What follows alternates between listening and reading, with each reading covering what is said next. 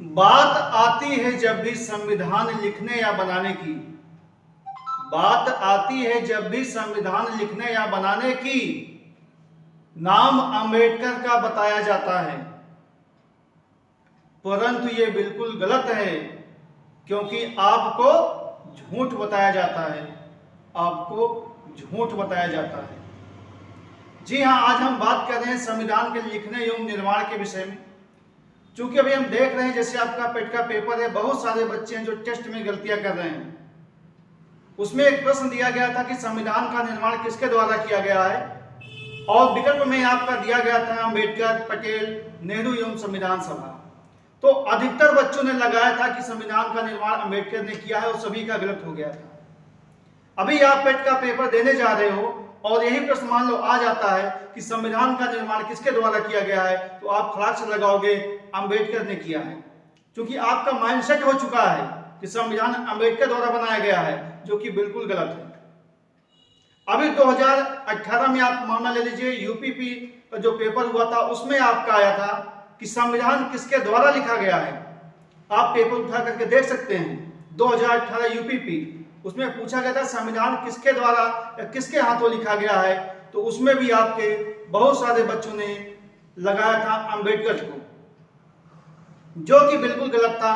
और बहुत सारे बच्चे ऐसे होंगे जो एक नंबर से फेल हो गए होंगे, तो वो अपनी पूरी परीक्षा के लिए पश्चाताप कर रहे होंगे, उनकी पूरी मेहनत बेकार चली गई होगी। क्योंकि संविधान लिखा किसने या किसके हाथों लिखा गया है, इसका सही उत्तर है राय बिहारी प्रेमजादा। तो उसमें वो सही करना चाहिए था, लेकिन बच्चों के माइंडसेट में बैठा दिया गया था सामाजिक रूप से या बोल बोल के, तो उन बच्चों ने अंबेडकर को लगाया और उनका प्रश्न गलत हो गया। तो एक बात आप कान खोल के सुन लीजिए, इसको अपने माइंड में रख लीजिए कि अंबेडकर ने ना तो संविधान का निर्माण किया है और ना ही उनके द्वारा संविधान लिखा गया है। तो बात आती है कि संविधान लिखा किसके द्वारा गया है और संविधान बनाया किसके द्वारा गया है। तो एक एक मुद्दे पर हम यहाँ पर बात करते हैं। हमारा कोई उद्देश्य बाबा साहब को अपमानित करना या उन्हें ठेस पहुंचाना नहीं है। बाबा साहब एक पढ़े लिखे विद्वान दूरदर्शी व्यक्ति से, इसमें कोई दो राह नहीं है। हम भी उनको मानते हैं, दुनिया उनको मानती है, लेकिन जो बात सही है सही है। क्योंकि आप पेपर देने जा रहे हो और मान लो आपका प्रश्न गलत हो जाता है, एक नंबर से आपका सिलेक्शन रुक जाता है, तो फिर आप जीवन भर पश्चाताप करोगे इस एक भ्रम झूठ की वजह से। तो आप जानते हो हमारे देश में जो वर्तमान संविधान है, जिसका निर्माण आपके 9 दिसंबर 1946 को गठित संविधान सभा के द्वारा किया गया था। अब इस संविधान सभा का गठन आप जानते हो कैबिनेट मिशन के द्वारा किया गया था। क्यों किया गया था? संविधान बनाने के लिए। तो इस संविधान सभा में आप जानते हो 389 सदस्यों को चुना गया था, उसी में से एक थे आपके अंबेडकर। बाद में पाकिस्तान अलग हो गया, उसकी संविधान सभा, तो जो हमारे यहाँ बचे थे लगभग आपके 300 लोग, 299 आपके। तो वहां पर आप देखोगे तो उन 200 जो आपके यहाँ बचे 299, उनमें से एक थे आपके अंबेडकर, जो बंगाल के सीट जाने के बाद बंबई से जितवा करके आते हैं।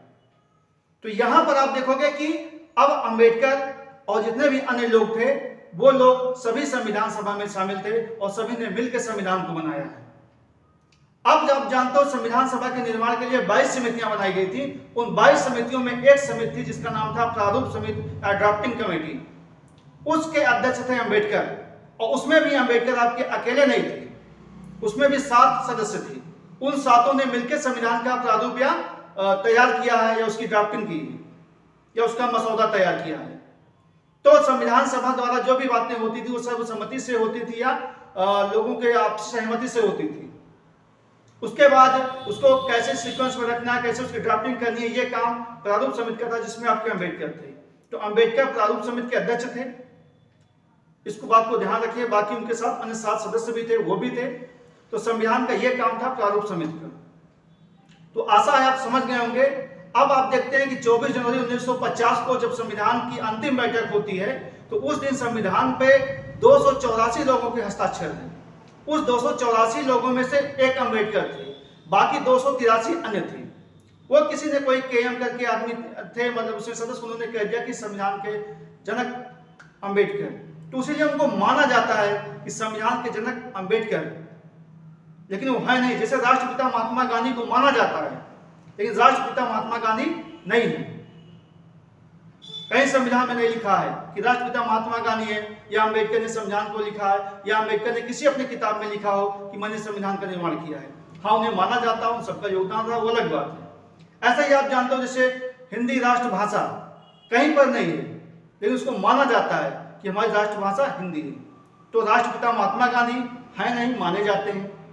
राष्ट्रभाषा हिंदी है नहीं, मानी जाती है। तो संविधान के जनक अंबेडकर है नहीं, माने जाते हैं। अब बात है संविधान को लिखने की, किसने अपने हाथों से लिखा है। तो बहुत लोग कहते हैं अम्बेडकर साहब दिन रात लिखते थे, बैठ के उनके हाथ है, कलम चुप गई, क्या क्या तमाम कहानियां बताते हैं, वो सब बिल्कुल झूठ है। संविधान जब पूरा तैयार हो गया उसका मसौदा, तो उसको लिखने के लिए जो बुलाया गया था, जिसको जिम्मेदारी दी गई थी, उस व्यक्ति का नाम था राय बिहारी प्रेमजादा। यही आपके यूपीपी 2018 में आया हुआ है। तो राय बिहारी प्रेमजादा के हाथों से ही पूरी की पूरी दोनों प्रतियां लिखी गई हैं, हिंदी और अंग्रेजी की।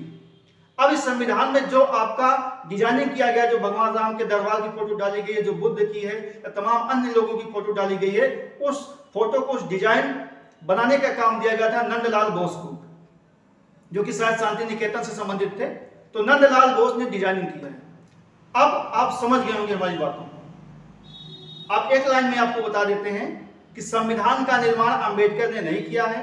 संविधान का निर्माण जब भी पूछा जाए तो वहां पर आपको लगाना है कि संविधान का निर्माण संविधान सभा ने किया है। अगला प्रश्न अगर आपसे पूछता है कि संविधान किसके हाथों लिखा गया है या किसने संविधान को लिखा है, तो वहां पर आपको अंबेडकर को नहीं लगाना है, क्योंकि उन्होंने संविधान नहीं लिखा है। वहां पर आपको लगाना है राय बिहारी प्रेमजादा। अब पूछेगा संविधान की डिजाइनिंग किसने की है, तो वहां पर आपको लगाना है नंदलाल बोस को। आशा करते हैं आप हमारी पूरी बात को समझ गए होंगे, और समझने के बाद ही कोई प्रतिक्रिया दीजिएगा। और यह आपके परीक्षा प्रयोगी है, नहीं तो आप कभी एक नंबर से कहीं पर फंसेंगे तो पछताएंगे।